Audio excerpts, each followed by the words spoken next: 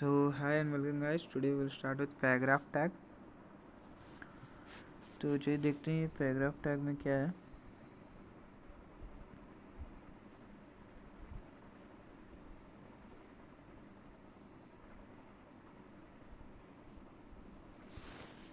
ये है हम लोग का हेडिंग पैराग्राफ टैग।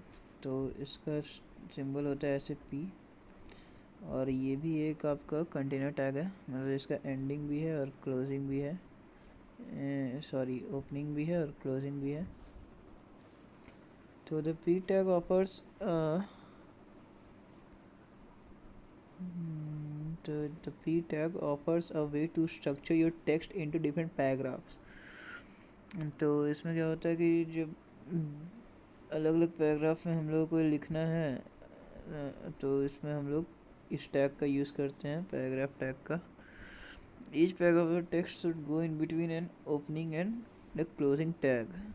तो हर पैराग्राफ के बीच में हम लोग को ये हर पैराग्राफ को हम लोग को इन दोनों के बीच लिखना है, ओपनिंग और क्लोजिंग के बीच में, तब वो एक पैराग्राफ माना जाएगा। तो इसका एग्जांपल भी यहाँ शो किया हुआ है।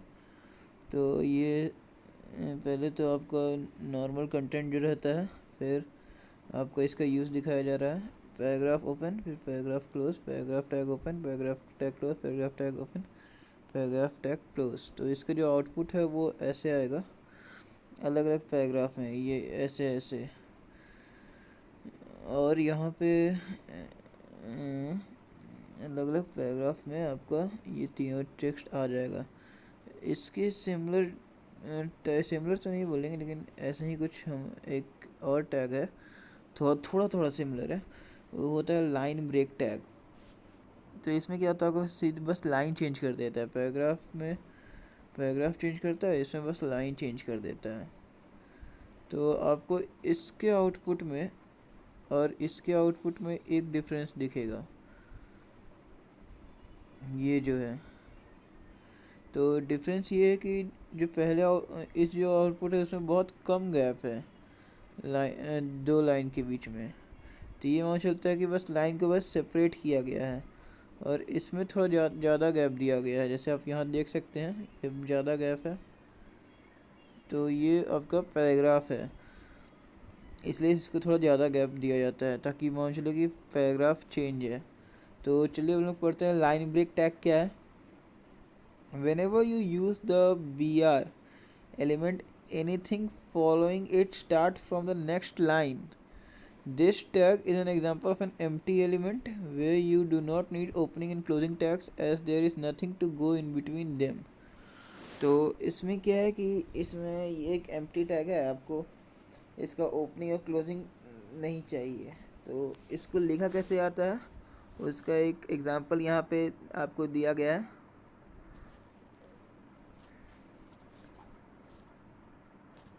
यहाँ पे जैसे लिखा हुआ है where you don't need an opening and closing tags as there is nothing to go in between them. और यहाँ पे है जैसे कि जहाँ पे भी आप हम लोग ये टैग लगा देंगे बी आर, फिर स्लैश है, इसमें ये याद रखना है कि स्लैश बाद में है, यहाँ पे सिंगल स्लैश है बाद में।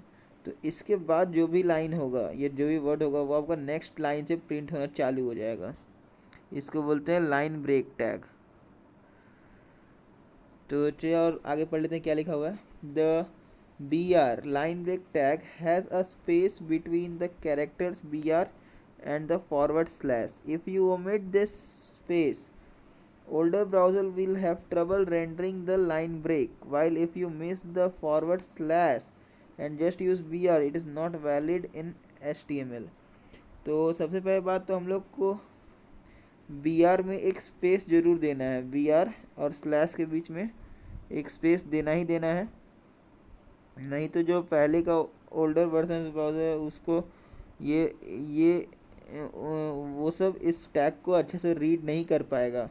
और अगर आप स्लैश देना ही भूल गए तो फिर आपका ये वैलिड होगा ही नहीं, क्योंकि ऐसा बी आर करके कोई टैग आता ही नहीं है एच टी एम एल में।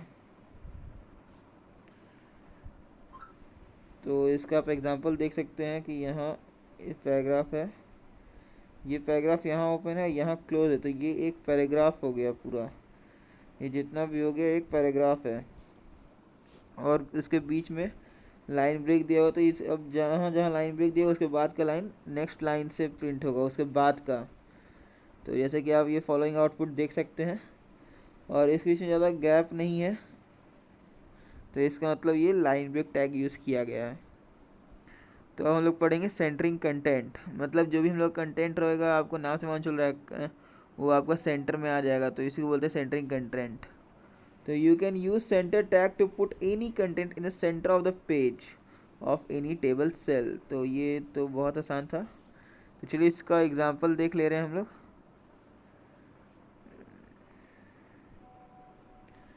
हेड, बॉडी, हेड क्लोज किया गया है, फिर बॉडी ओपन किया गया। तो बॉडी में ये एक पैराग्राफ हुआ, this is not in the centre. तो ये पैराग्राफ ये सेंटर में नहीं रहेगा, ये बस ऐसे ही टेक्स्ट लिख दिया गया कि this is not in centre. Centre ऐसा नहीं कि सेंटर में नहीं रह सकता ये टेक्स्ट, लेकिन अभी यहाँ पे नहीं रहेगा क्योंकि यहाँ पे सेंटर टैग यूज़ किया ही नहीं गया है। तो फिर हम लोग सेंटर टैग यूज़ किया गया, फिर एक पैराग्राफ टैग भी यूज़ किया गया कि ये एक नेक्स्ट पैराग्राफ, एक पैराग्राफ के तौर पे आएगा। और तो ये हम लोग यहाँ नोटिस करना है कि ये सेंटर का ओपनिंग टैग है और ये सेंटर का क्लोजिंग टैग है। ये जो है सेंटर का ओपनिंग टैग है, ये क्लोजिंग टैग है। इसका मतलब सेंटर टैग आपका एक कंटेनर हो गया, एम्प्टी नहीं है, ये एम्प्टी नहीं है, बस इतना ही जान लेना है। इसका मतलब ये कंटेनर टैग है। जब एम्प्टी टैग नहीं होता तो वो कंटेनर टैग होता है। तो इसका आउटपुट कुछ ऐसा शो आएगा। पहला तो ये जो लाइन है ये इसमें सेंटर यूज़ नहीं किया गया था, तो ये एक राइट से अलाइन हुआ है, जो कि ऑब्वियसली होता है। और ये जो हम लोग का यूज़ किया गया है, ये आपका सेंटर यूज़ किया गया था, तो ये एकदम सेंटर आया है। इसका आउट अलाइनमेंट एकदम सेंटर किया गया है।